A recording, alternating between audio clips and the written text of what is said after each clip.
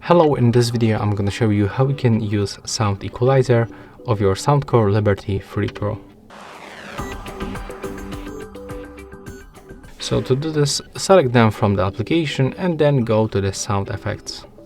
And right here you can find 4 presets, but also you can set the custom one and tap on this arrow.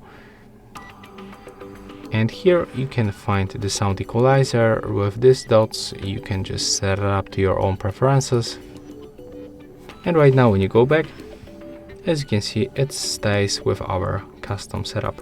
When you click on the settings icon, you can basically rename your sound by tapping, your preset by tapping on this pencil icon, or just get rid of that by tapping right here.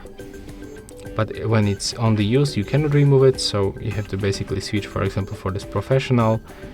And